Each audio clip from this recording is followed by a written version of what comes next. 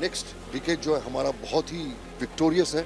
जिस तरीके से प्रधानमंत्री ने और उनकी सरकार ने आर्टिकल 370 और 35 के ए को हटाया, ये सरकार जो है ये रातों रात एक ऐसा कदम उठा लेगी कि आपका अस्तित्व खत्म हो जाए। जितने भी जो आग लगाने की बात करते थे, आप 370 हटाइए तो पूरा कश्मीर जलेगा, आग लगेगी, खून बहेगा, किसी का खून नहीं बहा। मेरा पलायन हुआ है, मेरे पूरी कम्युनिटी का पलायन हुआ है, वहाँ से हमारा जेनोसाइड हुआ है। कॉन्फिडेंस ओरिएंटेड कंट्री बन चुकी है। जहाँ जहाँ मोदी जी की बात होती है सीटियाँ बज रही हैं, तालियाँ बज रही हैं। तो मुझे लगता है गुलाम नबी आज़ाद साहब और फारूक अब्दुल्ला साहब को भी शायद रियलाइज़ हो गया कि हम भी मोदी जी के परिवार के हैं। नरेंद्र मोदी जी हमारे प्रधानमंत्री नहीं होते और ये सरकार नहीं होती तो कश्मीर फाइल्स नहीं बनती। एक फैशन हो गया था कि अगर रेपिस्ट है तो वो हिंदू है, डकैत है तो वो हिंदू है। मेरे साथ हैं producer director Ashok Pandit. Bharat the next decade कैसे देखते हैं? पहली बात तो आपको बहुत बहुत मुबारकबादी आपके पूरे चैनल को, जिसको लीड अर्नब गोस्वामी जी करते हैं। जो कॉन्क्लेव है बहुत इंटरेस्टिंग है और नेक्स्ट डिकेड की जो बातें हो रही हैं वैसे ऐसे धुरंधर आके इस कॉन्क्लेव में नेक्स्ट डिकेड की बात कर रहे हैं।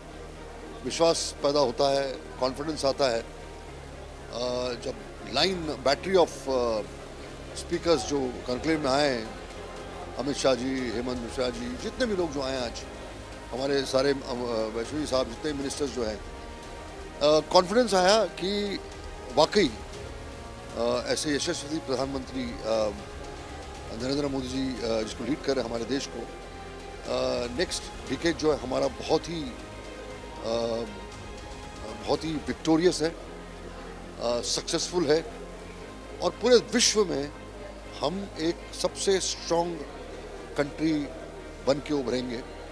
और वो दिन नज़दीक आ भी गए हैं और वो आपको लगता भी है, महसूस भी होता है जब आप विदेश में घूमते हो, जब आप बाहर जाते हो तो किस तरह से आपकी इज्जत और आपकी रिस्पेक्ट होती है जब उनको पता चलता है कि आप भारतीय हो। तो नेक्स्ट डिकेड की तो इतनी बड़ी समस्या नहीं है। हमें पता है कि ओपनिंग बैटिंग बहुत अच्छी हो चुकी है, हमारे मिडिल बैटिंग बहुत अच्छी हो चुकी है और फाइनली जो है सिक्सर लगना ही लगना है। दो तीन जो इम्पोर्टेंट मुद्दे जो इस दौरान हुए जिसकी वजह से हमारा कॉन्फिडेंस बढ़ता है वो है कि जिस तरीके से प्रधानमंत्री ने और उनकी सरकार ने आर्टिकल 370 और 35 के ए को हटाया, उससे मॉरल बूस्ट जो है बहुत बड़ा हो गया। हमारे देश के अगेंस्ट जितने भी हमारे दुश्मन हैं, हमारे देश के अंदर और देश के बाहर, उनका कॉन्फिडेंस शैटर हो गया।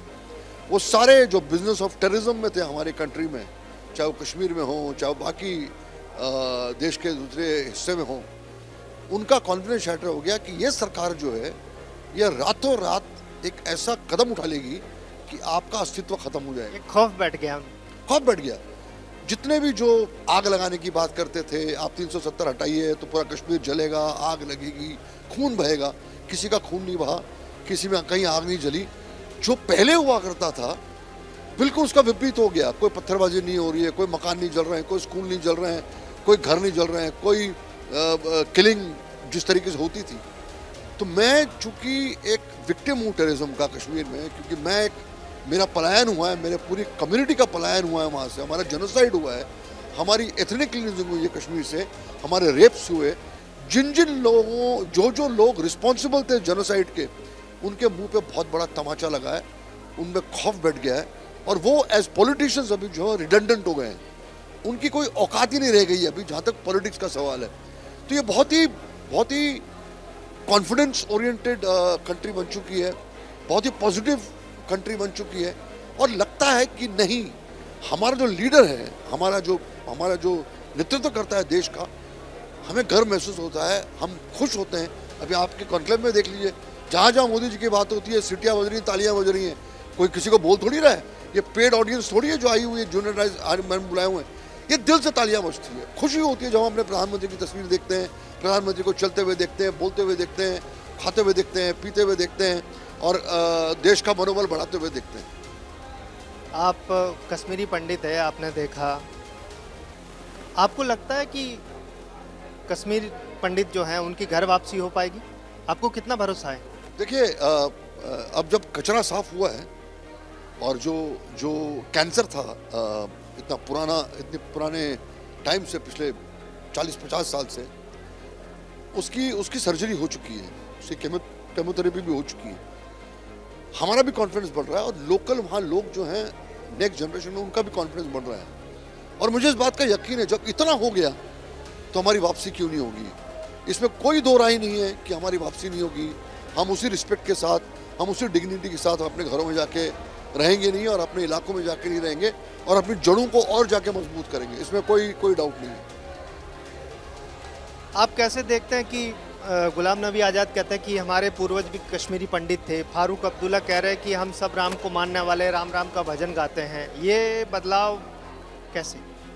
ये बदलाव मोदी जी के परिवार का है, जहां उन्होंने कहा कि पूरा देश जो है वो मेरा परिवार है, करोड़ों लोगों की जो पॉपुलेशन हमारा परिवार है। तो मुझे लगता है गुलाम नबी आज़ाद साहब और फारूक अब्दुल्ला साहब को भी शायद रियलाइज़ हो गया कि हम भी मोदी जी के परिवार के हैं। हमसे गलती हो गई और हमें माफ़ कर दीजिए कि हमने जो भी गलत काम किए वो हम फिर से नहीं करेंगे। देखिए, गुलाम नबी आज़ाद और फारूक अब्दुल्ला में बहुत फ़र्क है। गुलाम नबी आज़ाद साहब जो हैं वो देश के बाशिंदे हैं, उनकी सोच कांग्रेस की होगी जो कि अभी नहीं है, लेकिन उनमें डिग्निटी एक किस्म की है। वो एक पॉलिटिशियन है, इंसानियत है उनमें, जो फारूक अब्दुल्ला और उनके जो पूरी महबूबा मुफ्ती जो कश्मीर के लोकल पॉलिटिशियंस हैं उनमें नहीं है।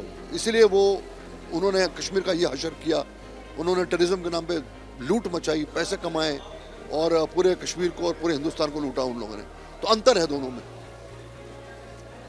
आप बॉलीवुड से आते हैं, बॉलीवुड में आपने 10 साल में क्या चेंजेस देखे कि जिस चीज़ पे बात करने से, मूवी बनाने से लोग डरते थे कि फ्लॉप हो जाएगी, ये होगा वो होगा, उसमें कुछ बदलाव आया कैसे? देखिए, अगर नरेंद्र मोदी जी हमारे प्रधानमंत्री नहीं होते और ये सरकार नहीं होती तो कश्मीर फाइल्स नहीं बनती, केरला स्टोरी नहीं बनती, अब बस्तर नहीं बनती, उरी नहीं बनती, आर्टिकल 370 नहीं बनती। बहुत सारी ऐसी फिल्में थी जो इनके ओपिनियन को या इनके अस्तित्व को सवाल करती थी, वो फिल्में इन्होंने रिलीज नहीं होनी दी। और बाकायदा सेंसरशिप और डिक्टेटरशिप थी इनके राज में। डरते थे फिल्म मेकर्स अपनी बात कहने के लिए। वो छूट हो चुकी है, वो छूट मिल चुकी है अभी। और जो इस देश में हुई सच्चाई जो है उसको प्रकट करने में या उसको सामने बोलने में, मैंने 72 रूरें प्रोड्यूस की, वो नहीं होती रिलीज अगर मोदी जी की सरकार नहीं होती। तो मैं तो कहता हूं कि अब ऐसा टाइम आ गया कि अगर आपको हमारे ओपिनियन के खिलाफ भी फिल्म बनानी है, आपको कोई रोकेगा नहीं। आपको अगर गवर्नमेंट को क्रिटिसाइज भी करना और ढंग से फिल्म बनानी है, आपको रोकेगा कोई नहीं, आपकी फिल्म रिलीज होगी होगी। ये जो कॉन्फिडेंस है, रियल फ्रीडम ऑफ एक्सप्रेशन जो आज है, वो पहले नहीं था। इसमें कोई दो राय नहीं है। खुलेआम लोग अपने आप को एक्सप्रेस कर रहे हैं, खुलेआम लोग अपने आप पे अपने विचारों को प्रकट कर रहे हैं, खुलेआम वो अपने, आप वेब सीरीज देख लीजिए, आप सोशल मीडिया पे चीज़ें देख लीजिए, जिसको जो मन आता है वो बोलता है, उसमें कोई रुकावट नहीं है। सनातन को लेकर बॉलीवुड में एक पहले की उस तरह का, मतलब सनातन के खिलाफ वो फैशन था एक तरह का कि उस चीज़ से अगर उसको गाली देंगे तो आपका मूवी हिट होगी।